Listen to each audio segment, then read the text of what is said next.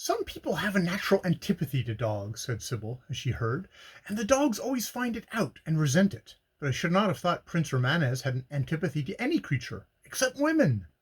And she laughed, a trifle bitterly. Except women, echoed Mavis surprisedly. Does he hate women? He must be a very good actor then, for to me he was wonderfully kind and gentle. Sybil looked at her intently, and was silent for a minute. Then she said, Perhaps it is because he knows you are unlike the ordinary run of women who have nothing in common with their usual trumpery aims. Of course, he is always courteous to our sex, but I think it is easy to see that his courtesy is often worn as a mere mask to cover a very different feeling. You have perceived that, then, Sybil? I said with a slight smile. I should be blind if I had not perceived it, she replied. I do not, however, blame him for his pet aversion. I think it makes him all the more attractive and interesting. He is a great friend of yours? Inquired Mavis, looking at me as she put the question. The very greatest friend I have, I replied quickly. I owe him more than I can ever repay. Indeed, I have to thank him for even introducing me to my wife. I said the words unthinkingly and playfully, but as I uttered them, a sudden shock affected my nerves, a shock of painful memory. Yes, it was true. I owed to him, to Lucio, the misery, fear, degradation, and shame of having such a woman as Sybil was, united to me till death should us part. I felt myself turning sick and giddy, and I sat down in one of the quaint oak chairs that helped to furnish Mavis Clare's study, allowing the two women to pass out of the open French window into the sunlit garden together, the dogs following at their heels. I watched them as they went, my wife, tall and stately, attired in the newest and most fashionable mode, Mavis, small and slight, with her soft white gown and floating waist ribbon, the one sensual, the other spiritual, the one base and vicious in desire, the other pure-souled and aspiring to noblest ends, the one a physically magnificent animal, the other merely sweet-faced and ideally fair, like a sylph of the woodlands. And, looking, I clenched my hands as I thought with bitterness of spirit what a mistaken choice I had made.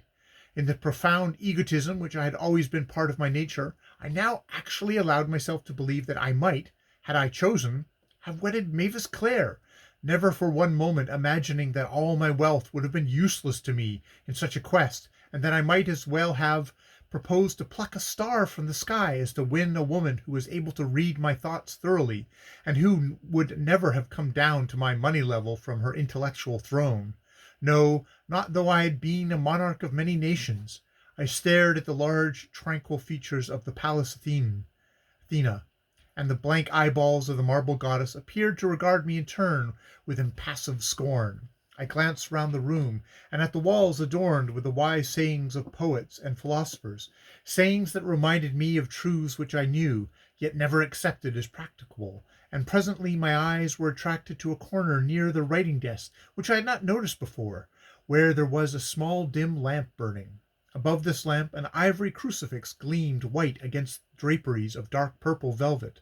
Below it, on a silver bracket, was an hourglass through which the sand was running in glistening grains, and round the entire little shrine was written in letters of gold, "Now is the acceptable time." The word "now" being in larger characters than the rest. Now was evidently Mavis's motto, to lose no moment, but to work, to pray, to love, to hope, to thank God, and be glad for life, all in the now, and neither to regret the past nor forebode the future, but simply to do the best that could be done, and leave all else in childlike confidence to the divine will. I got up restlessly. The sight of the crucifix curiously annoyed me, and I followed the path my wife and Mavis had taken through the garden. I found them looking in at the cage of the Antheum owls, the owl in chief being as usual puffed out with his own importance, and swelling visibly with indignation and excess of feather. Sybil turned as she saw me. Her face was bright and smiling. Miss Clare he has a very strong opinion of her own, Geoffrey, she said. She is not as much captivated by Prince Romanez as most people are. In fact, she has just confided to me that she does not quite like him. Mavis blushed, but her eyes met mine with fearless candor. It is wrong to say what one thinks, I know, she murmured in somewhat troubled accents, and it is a dreadful fault of mine. Please forgive me, Mr. Tempest. You tell me the prince is your greatest friend, and I assure you I was immensely impressed by his appearance when I first saw him. But afterwards, after I had studied him a little, the conviction was borne in upon me that he was not altogether what he seemed. That is exactly what he says of himself, I answered, laughing a little. He has a mystery, I believe, and he has promised to clear it up for me some day. But I'm sorry you don't like him, Miss Clare, for he likes you. Perhaps when I meet him again my ideas may be different, said Mavis gently. At present, well, do not let us talk of it any more. Indeed, I feel I have been very rude to express any opinion at all concerning one for whom you and Lady Sybil have so great a regard. But somehow I seem impelled, almost against my will, to say what I did just now. Her soft eyes looked pained and puzzled, and to relieve her and change the subject, I asked if she was writing anything new. Oh, yes, she replied. It would never do for me to be idle. The public are very kind to me, and no sooner have they read one thing of mine than they clamour for another, so I am kept very busy. And what of the critics? I asked, with a good deal of curiosity. She laughed. I never pay the least attention to them, she answered, except when they are hasty and misguided enough to write lies about me. Then I very naturally take the liberty to contradict those lies, either through my own statement or that of my lawyers. Apart from refusing to allow the public to be led into a false notion of my work and aims, I have no grudge whatever against the critics. They are generally very poor, hard-working men, and have a frightful struggle to live. I have often, privately, done some of them a good turn without their knowledge. A publisher of mine sent me a manuscript the other day by one of my deadliest enemies on the press, and stated that my opinion would decide its rejection or acceptance. I read it through, and though it was not a very brilliant work, it was good enough, so I praised it as warmly as I could, and urged its publication, with the stipulation that the author should never be told that I had the casting vote. It has just come out, I see, and I hope it will succeed. Here she paused to gather a few deep damask roses, which she handed to Sybil. Yes, critics are very badly, even cruelly paid, she went on musingly. It is not to be expected that they should write eulogies of the successful author, while they continue unsuccessful. Such work could not be anything but gall and wormwood to them. I know the poor little wife of one of them, and settled her dressmaker's bill for her because she was afraid to show it to her husband. The very week afterwards he slashed away at my last book in the most approved style in the paper on which he is employed, and got, I suppose, about a guinea for his trouble. Of course, he didn't know about his little wife and her dunning dressmaker, and he never will know, because I have bound her over to secrecy. But why do you do such things? Asked Sybil, astonished. I would have let his wife get to the country court for her bill, if it had been you. Would you? And Mavis smiled gravely. Well, I could not. You know who it was who said, Bless them that curse you, and do good to them that hate you. Besides, the poor little woman was frightened to death at her own expenditure. It is pitiful, you know, to see the helpless agonies of people who will live beyond their incomes. They suffer much more than the beggars in the streets who make frequently more than £1 a day by merely whining and snivelling. The critics are much more in evil case than the beggars. Few of them make even £1 a day, and of course they regard as their natural enemies the authors who make £30 to £50 a week. I assure you I am very sorry for critics all round. They are the least regarded and worst rewarded of all the literary community. And I never bother myself at all about what they say of me, except, as I before observed, when in their haste they tell lies. Then, of course, it becomes necessary for me to state the truth in simple self-defense, as well as by way of duty to my public. But, as a rule, I hand over all my press notices to Trixie there, indicating the minute Yorkshire terrier who followed closely at the edge of her white gown, and he tears them to indistinguishable shreds in about 3 minutes. She laughed merrily, and Sybil smiled, watching her with the same wonder and admiration that had been expressed in her looks more or less since the beginning of our interview with this light-hearted possessor of literary fame. We were now walking towards the gate, preparing to take our departure. May I come and talk to you sometimes? My wife said suddenly, in her prettiest and most pleading voice. It would be such a privilege. You can come whenever you like in the afternoons, replied Mavis readily. The mornings belong to the goddess more dominant even than beauty, work. You never work at night? I asked. Indeed, no. I never turn the ordinances of nature upside down, as I am sure I should get the worst of it if I made such an attempt. The night is for sleep, and I use it thankfully for that blessed purpose. Some authors can only write at night, though, I said.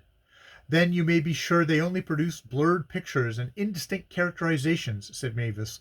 Some I know there are who invite inspiration through gin or opium, as well as through midnight influences, but do not believe in such methods. Morning and a freshly rested brain are required for literary labor, that is, if one wants to write a book that will last for more than one season. She accompanied us to the gate and stood under the porch, her big dog beside her, and the roses waving high over her head. At any rate, work agrees with you, said Sybil, fixing upon her a long, intent, almost envious gaze. You look perfectly happy. I am perfectly happy, she answered, smiling. I have nothing in all the world to wish for, except that I may die as peacefully as I have lived. May that day be far distant, I said earnestly. She raised her soft, meditative eyes to mine. Thank you, she responded gently, but I do not mind when it comes, so long as it finds me ready. She waved her hand to us as we left her, and turned the corner of the lane, and for some minutes we walked on slowly in absolute silence. Then, at last, Lady Sybil spoke. I quite understand the hatred there is in some quarters for Mavis Clare, she said. I'm afraid I begin to hate her myself. I stopped and stared at her, astonished and confounded. You begin to hate her? You? And why? Are you so blind that you cannot perceive why? She retorted, the little malign smile I knew so well playing round her lips. Because she is happy, because she has no scandals in her life, and because she dares to be content. One longs to make her life miserable. But how to do it? She believes in a God. She thinks all he ordains is right and good, with such a firm faith as that she would be happy in a garret earning but a few pence a day. I see now perfectly how she has won her public. It is by the absolute conviction she has herself of the theories of life she tries to instill. What can be done against her? Nothing, but I understand why critics would like to quash her. If I were a critic, fond of whiskey and soda and music-hall women, I should like to quash her myself for being so different from the rest of her sex. What an incomprehensible woman you are, Sybil, I exclaimed with real irritation. You admire Miss Clare's books. You have always admired them. You have asked her to become your friend, and almost in the same breath you aver that you would like to quash her or make her miserable. I confess I cannot understand you. Of course you cannot, she responded tranquilly, her eyes resting upon me with a curious expression as we paused for an instant under the deep shade of a chestnut tree before entering our grounds.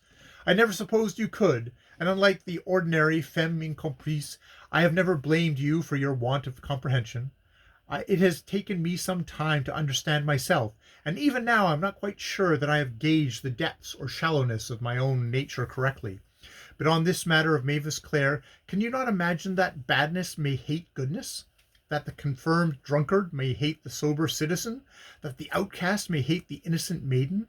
And that it is possible that I, reading life as I do, and finding it loathsome in many of its aspects, distrusting men and women utterly, and being destitute of any faith in God, may hate, yes, hate, and she clenched her hand on the tuft of drooping leaves and scattered the green fragments at her feet, a woman who finds life beautiful and God existent, who takes no part in her social shams and slanders, and who, in place of my self-torturing spirit of analysis, has secured an enviable fame and honor of thousands, allied to a serene content.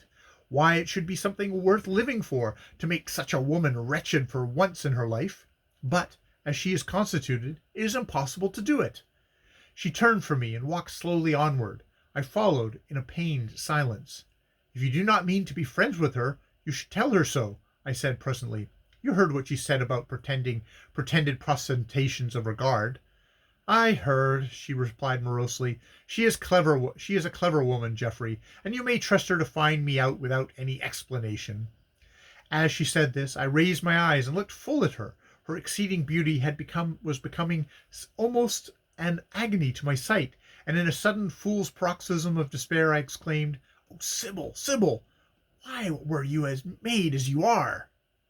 "Ah, why indeed," she rejoined, with a faint mocking smile, "and why, being made as I am, was I born an earl's daughter? If I'd been a drab of the street, I should have been in my proper place, and novels would have been written about me, and plays, and I might have become such a heroine as should cause all good men to weep for joy because of my generosity in encouraging their vices. But as an earl's daughter, respectably married to a millionaire, I am a mistake of nature. Yet nature does make mistakes sometimes, Geoffrey, and when she does, they are generally irredeemable. When we had now reached our own grounds, and I walked in a miserable mood, besides her across the lawn towards the house. "Sybil," I said at last, "I had hoped you and Mavis Clare might be friends." She laughed. "So we shall be friends, I dare say, for a little while," she replied. "But the dove does not willingly consort with the raven, and Mavis Clare's way of life and studious habits would be to me insufferably dull. Besides, as I said before, she, as a clever woman and a thinker, is too clear-sighted not to find me out in the course of time. But I will play humbug as long as I can. If I perform the part of country lady or patron, of course she won't stand for me for a moment. I shall have to assume a much more difficult role, that of an honest woman." Again she laughed, a cruel little laugh that chilled my blood, and paced slowly into the house through the open windows of the drawing-room. And I, left alone in the garden among the nodding roses and waving trees, felt that the beautiful domain of Willowsmere had suddenly grown hideous and bereft of all its former charm, and was nothing but a haunted house of desolation, haunted by an all-dominant and ever-victorious spirit of evil. End of chapter 27 of The Sorrows of Satan.